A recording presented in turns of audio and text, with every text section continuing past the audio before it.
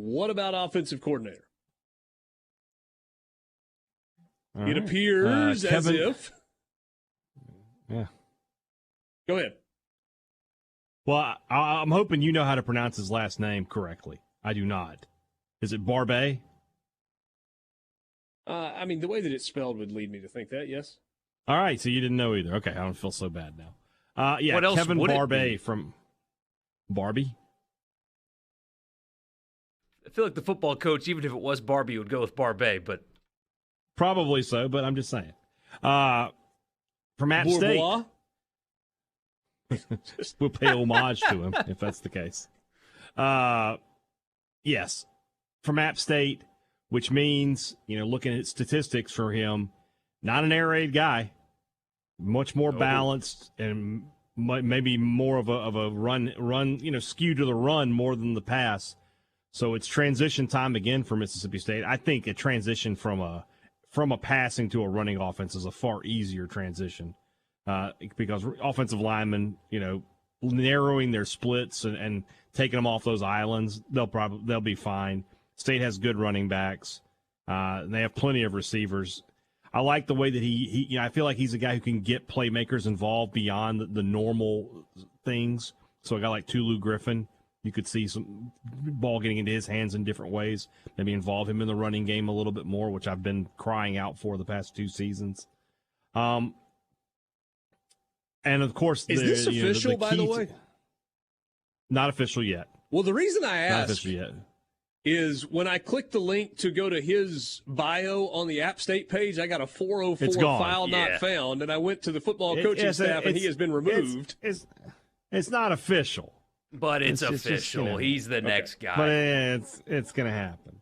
But that said, I think the most interesting thing about him was nobody knew who he was until Ross Dellinger tweeted out that it was going to happen. I told y'all, I said I was getting out of the news breaking business on this search.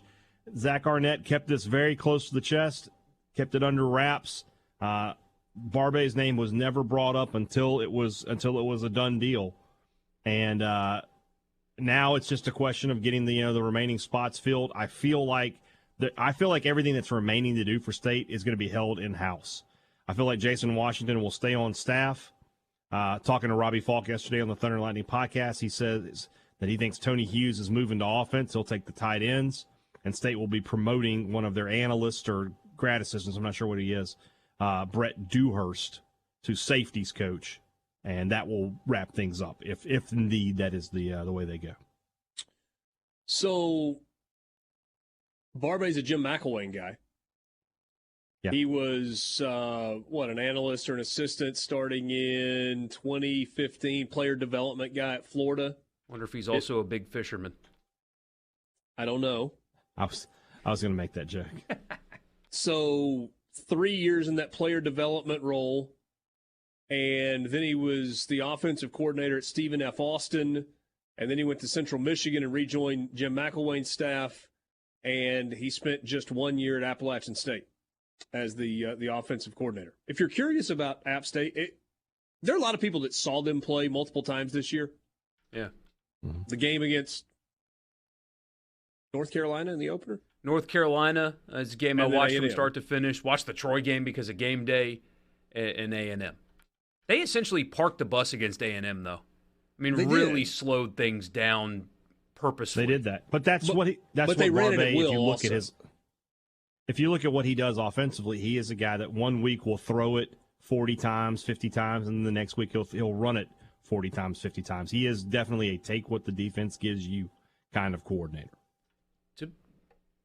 It's a change, though, as you said earlier. I mean, and especially in the passing game is something that I'm really curious about. So their attempts per game, depending on what advanced stats you look at, is somewhere around 90 in college football in pass attempts per game. But their success rate is really good, top 20. His offense this past season was really explosive from the quarterback position despite the low attempts. Will Rogers, for the last few years, has been running an offense where his yards per attempt is among the worst in college football, but throws it a ton. What kind of adjustment is it going to be for the quarterback to have to throw it less, but more explosive, and they're going to run it a lot more. They're going to have to add a tight end room. Luckily for the transfer portal, you can do that right away instead of having to wait 2 years to have a useful tight end, but it is definitely an adjustment in style and personnel from what they've been running to what he will run. There's no doubt about it. There might be some growing pains associated with that. Just Kevin Barbay, most recently at Appalachian State, spent one season at App State as the offensive coordinator. 2 years before that, he was the offensive coordinator for Jim McElwain at Central Michigan, expected to be named the offensive coordinator for Zach Arnett at Mississippi State. Hey, Dad, as you have sampled the social media channels and message boards, what are people saying about the idea of Kevin Barbay? I'm sure it's a more positive reaction than Mike Bobo. I'm sure. I think the first thing people are looking at is his stats from last year and his career, and seeing how much he runs the football. And there's some, I don't know if concern's the right word. You've got some people who are just, well, for lack of a better word, dumb, who are just like, oh, these are the same people who, by the way, all season long are like, State needs to run the ball more. All right, they hired a coach that runs the ball more. Why are we getting away from the air raid? They can't be made happy. I'm done trying to please them.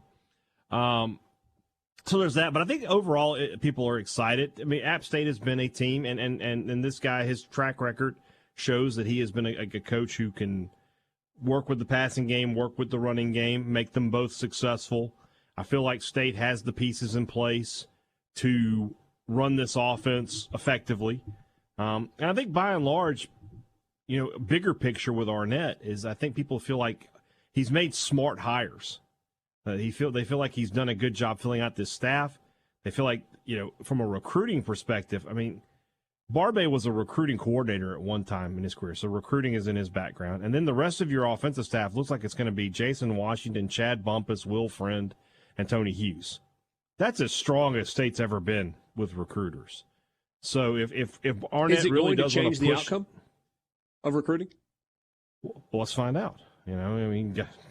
I don't have anything to base that on because State's never really been strong recruiters. They've always been, get the diamonds in the rough and develop them. So I don't think State's going to start, overnight or in the next 2 or 3 years turn into a top 5 recruiter or anything like that. I don't think the blue chip index is going to be an issue for State, but at the same time, they have lost some recruiting battles that I feel like they could have won through the years. So it'll be interesting to see how they do that now. But I think by and large, people are excited. I think Arnett has a lot of credibility with the fan base right now, so that helps him. But I think Barbay's record is very good. This is the kind of hire Mississippi State should be happy to make. Hunter in Columbus says, after hearing Bobo's name, I'm happy with almost anyone. Literally anybody else. Anybody. The transition's fascinating, though. So usually, this isn't similar to Moorhead Leach. I mean, it's not. All right, let me rephrase that. It's not the same thing as Moorhead to Leach, but it is kind of similar. Like, you're adding a position, and in years past, the positive spin for State, in years past, it would have taken you multiple years. I mean, you're 2 years in before you have a tight end room with enough players to even use, let alone effective players. Now, you can fill a tight end room. They may not be as good as you can get down the road, but you can go get 3 tight ends right now. The advent of the transfer portal should make a style transition like this one a little bit easier. It doesn't mean there won't be some growing pains at times, because a roster built for true air raid is going to be different than a roster built like this, but it's not like they're lining up under center, running the Maryland eye with 4 tight ends on the field. It's they still take snaps out of the gun, but it's a little bit more run heavy and traditional. I do feel like, with tight ends, I feel like they got one guy on campus right now, Antonio Harmon, that they can turn into a tight end, a big physical wide receiver. I think he can put on a few pounds and be good.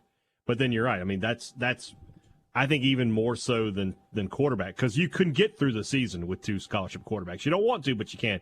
But you got to have tight ends to run this offense. So that's where State's going to be looking into the transfer portal. I think there's some quality ones out there. I know Georgia, had lost one earlier today. It was a former 4-star kid. I'm sure State will reach out to him, but they got to find some guys like that.